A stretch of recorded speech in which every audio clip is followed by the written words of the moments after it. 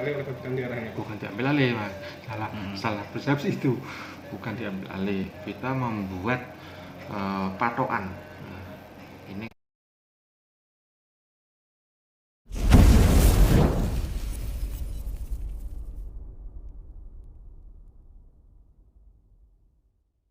Pengisian perangkat desa otomatis untuk penentuan sebuah aturan atau perda atau perbuk itu setahu saya seharusnya Pak Sopati sebagai wakil kepala desa itu juga dilibatkan dalam pembahasan tersebut, pelaksanaannya tersebut. Tapi dengan rangka seperti apa? Harusnya kan dilibatkan. Nah, tapi ternyata entah itu dilibatkan atau tidak, beliau tidak bisa. Beliau ini siapa? Ketua Pak Sopati Tidak bisa mengakomodir kepentingan teman-teman kepala desa yang lain hingga perda dan perbuk itu muncul atau berlaku. Pengisian perangkat Yang itu artinya- adalah wewenang desa. Perangkat ya, yang bikin SK kepala desa.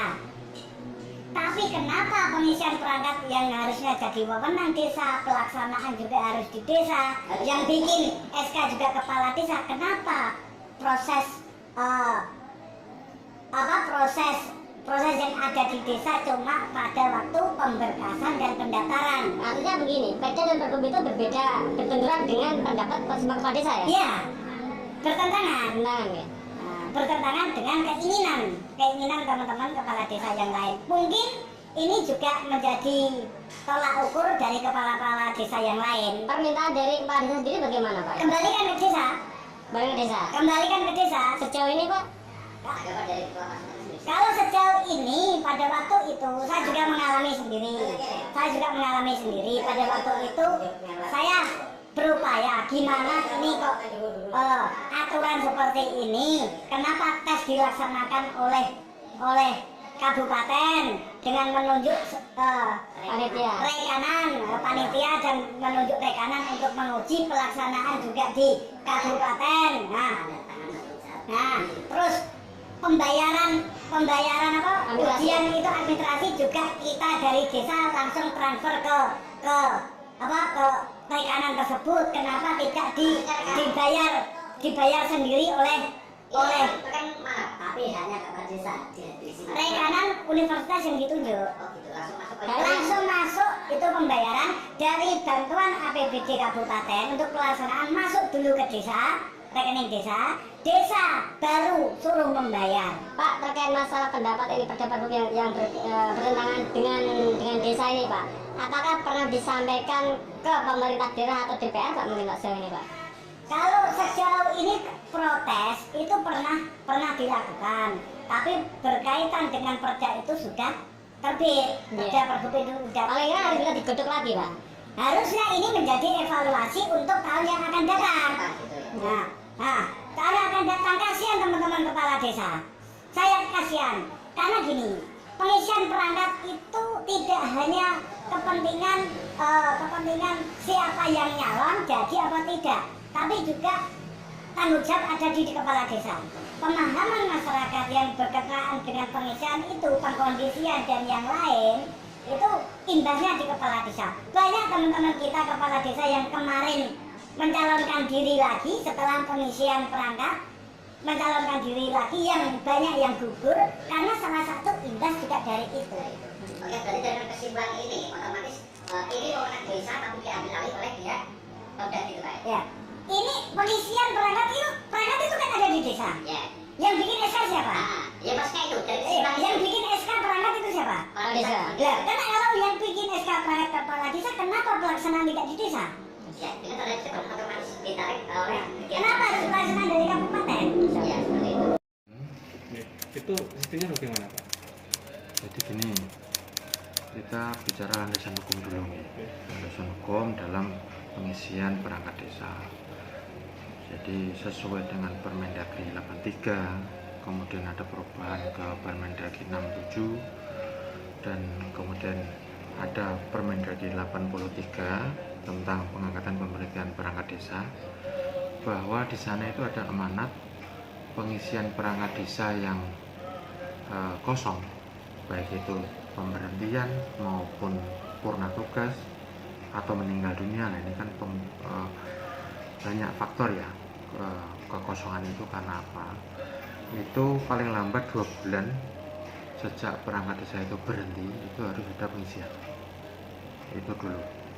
Nah, kemudian dalam tindak lanjut Permendagri tersebut, kita pemerintah kabupaten juga membuat peraturan daerah nomor 2 tahun 2015. Kemudian ada perubahan menjadi peraturan daerah nomor 11 tahun 2018, oke, tentang perangkat desa, bahwa jabatan sekretaris desa, kepala seksi, kepala dusun wajib diisi paling lama 6 bulan setelah kosong, itu harus diisi. Dalam perda tersebut juga mengamanatkan bahwa dalam pengisian perangkat desa ini harus berdasarkan izin Pak Bupati, pimpinan daerah. harus seizin dengan pimpinan daerah, dalam ini Pak Bupati. Jadi kepala desa berhak mengisi, pemerintah desa berhak mengisi, dia harus mengajukan izin lewat Pak Camat tentunya kepada kepala daerah, dalam hal ini Pak Bupati. Ketika itu diizinkan untuk mengisi, nah ini baru kita diadakan oleh pemerintah desa. Izin ini dikandung maksud bahwa dalam pengisian perangkat desa, pemerintah Kabupaten Pati ini akan memberikan bantuan keuangan dalam pengisian itu. Maksimal dalam perda tersebut adalah 10 juta per pengisian. Nah, yang sudah berjalan selama ini, kami baru mampu memberikan bantuan per pengisian itu adalah 5 juta. Itu juga akan berpengaruh kepada siltap, ya, siltap. Jadi perangkat desa ini saat ini kan sudah ada penghasilan tetap perangkat desa. Nah, ketika pengisian ini tidak dikontrol ya, dalam hal ini semua desa asal ngisi dan sebagainya, ini nanti kan harus menuntut siltap, atau perangkat desa itu sudah dilantik harus muncul siltap, harus Pemda harus menganggarkan siltap penghasilan tetapnya. Nah, penghasilan tetapnya ini adalah membebani APBD. Nah, karena ini membebani APBD, kemudian kita harus menganggarkan di APBD, makanya diwajibkan untuk ini meminta izin kepada Pak Bupati, gitu. Apa itu Pak? Terkait masalah yang menjadi keluhan kepala desa ini Pak, itu kan terkait masalah pengangkatan. Kalau pengangkatan itu kan sebenarnya kan hak mutlak penuh oleh kepala desa. Oke, kepala desa hanya mengusulkan Pak, terkait masalah persoalan yang kita sampaikan tadi. Tapi masalah pengangkatannya ini Pak, itu terkesan seharusnya itu kan kewenangan kepala desa, bukan bupati. Iya, gini, pengangkatan perangkat desa itu betul memang kewenangan dari pemerintah desa, dalam hal ini kepala desa. Namun jika tidak diatur patokannya, kemudian SOP-nya kalau tidak diatur, ini kan terus menjadi liar. Nah, itulah kita buat perda dan perbuk tentang perangkat desa pengisian. Dalam hal ini nomor 11 ya, 11 tahun 2018 yang perubahan